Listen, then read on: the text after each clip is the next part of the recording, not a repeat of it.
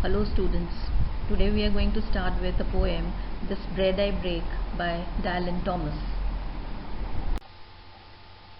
Well, Dylan Thomas is a 20th century Welsh poet. So he was born in Wales. Andrew Sinclair, a critic, says about him, Dylan was steeped in the riches of the English language, although his rhythms and phrasings, his choice of metaphor and odd matchings of words have that Celtic run and lilt which seems to percolate and press through the greatest writers of Ireland and Wales, such as Joyce and Thomas. Nightingales in an alien tongue, that is, they wrote in English language, that they better with the magic of their forgotten one, that is, the Welsh language. So that is, though they write in English language, they better it with the magic of their Welsh poetic tradition, as it was in their very blood. So we see that many things which appear strange to us in Thomas's poetry become explicable with reference to his tradition. The present poem, This Bread I Break, was published in 1936 and was included in his compilation 25 poems. This poem, though a very short one, is very introspective and it propounds his own personal religious philosophy. In this poem, he seems to move away from conventional Christianity. Though at first glance the poem appears to be a very simple one, but actually it has many layers of meanings. The theme of creation and destruction generally, and the theme of Last Supper specifically, have been skillfully foregrounded in the poem. The poem comprises of 3 stanzas. Each stanza is of 5 lines. The first, second, fourth and fifth lines, they are of 4 feet each. Usually iambic meter is used in these lines. The third line is a diameter line, that is, it has 2 feet, and irregular thumping rhythm is used in this line.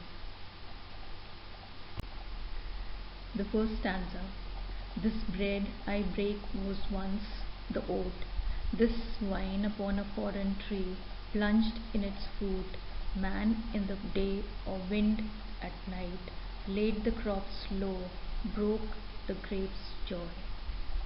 So in this first stanza, the poet is contrasting the beauty and vitality of the natural world with the destructiveness of man's activity. He says, This bread I break was once the oat on the plant, and the wine I drink was concentrated within the grapefruit. In this production of bread and wine, through harvesting, is involved the destruction of a living organism, like the oat and the grape. The phrases here used, plunged in, laid the crops low, knocked in, and pulled the wind down in the next stanza, suggest violence and destruction. Broke the grapes' joy signifies loss of happiness and a shift from happiness to loneliness, from creation to destruction. This wine upon a foreign tree, plunged in its fruit, also means that just as wine is processed, crushed out from grapes, likewise Christ's life was pure as the grapes, then it was processed through religion. Here he seems to move away from conventional Christianity when he wants to impress upon us that Christ was born in Jerusalem as on a foreign tree, but was processed by Christian churches, which spread anti-Semitism. That is, Christians are against the Jews, though they worship Christ who was born in Jerusalem. The second stanza. Once in this wine the summer blood knocked in the flesh that decked the wine. Once in this bread the oat was merry in the wind. Man broke the sun, pulled the wind down. The poem is also read as an ecological poem, as we find in this stanza that he speaks about conservation of nature. As he says that when this wine was in the form of grapes that decked or which decorated the vines, it was full of life as the summer blood colliding and bumping in the flesh of the grape fruits.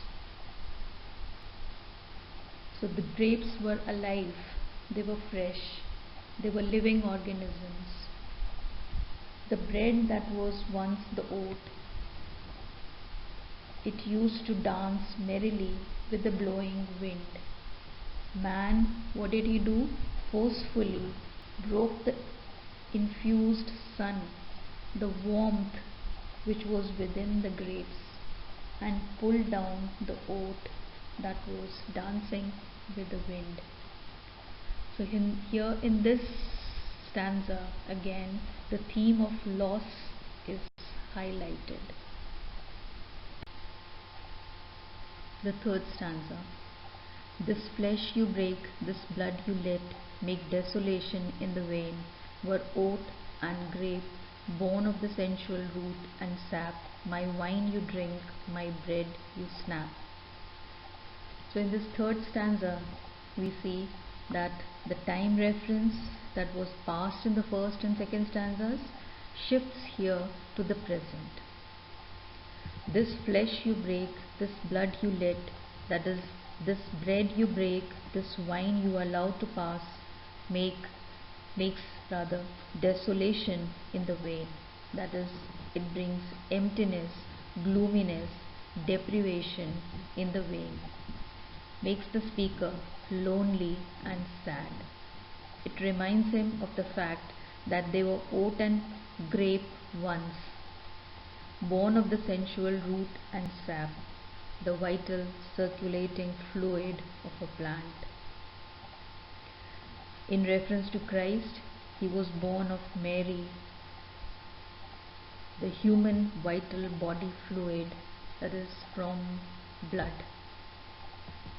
My wine you drink, my bread you snap. The last line has inverted structure, we see. Instead of you drink my wine and you snap my bread, my wine you drink, my bread you snap has been used, emphasizing the objects, my wine, my bread, and making them the subjects in this line. The last word, a verb that is used, snap, means crack, and it suggests violence. The poet here feels that men are ungrateful towards Christ and his sacrifice. And he seems to question as to how is Christ's sacrifice being repaid by men, by human beings. How are we doing it? Most likely he feels in the form of war, sin, hatred and lies. And he further questions, is it a proper repayment of what Christ did for us? Then, referring to the ritual of Christian confession in the churches, he feels that letting people believe that they will be forgiven for their sins makes them sin even more. So, in this short poem, the poet says that nature's essences of sun, wind, rain, and soil turn into the life and blood of the grapevine and the oat plant, that is, they nurture life. But we lay the crops low and break the grape's joy. We should be rather thankful to nature, love and preserve it by realizing its value in our lives. To emphasize upon the destructiveness of men, the word break, we see, is used 4 times in the poem. He uses short and monosyllabic words that are forceful and effective in the poem. Alliteration and assonance are used in the poem in order to add to the music and aesthetic appeal of the poem. So we see at one level it is nature's voice reminding human beings of their destructive nature, that they are unnecessarily consuming and spoiling her. They should rather restrain themselves from doing so. But at a deeper level, we see it echoes the voice of Christ, reminding his followers to remember his sacrifices and the path of salvation shown to them by him. At another level, it might also be the voice of the poet, the creative artist, or the intellectual, telling us that we are recklessly consuming, enjoying, and even destroying the products of their toil, without realizing the effort that has been put in by the artist in their production.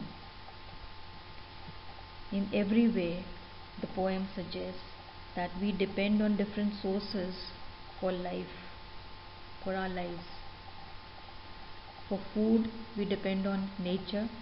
For ideas, we depend on these creative artists. For spirituality, we depend on Christ, God. For living as aesthetic intellectuals and social beings, we depend on others.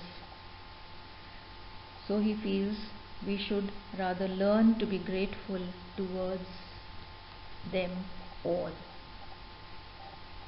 on whom we depend for our lives or for our survival. So the poem This Bread I Break also, we see, echoes Jesus Christ's speech which he gave to his disciples during the Last Supper.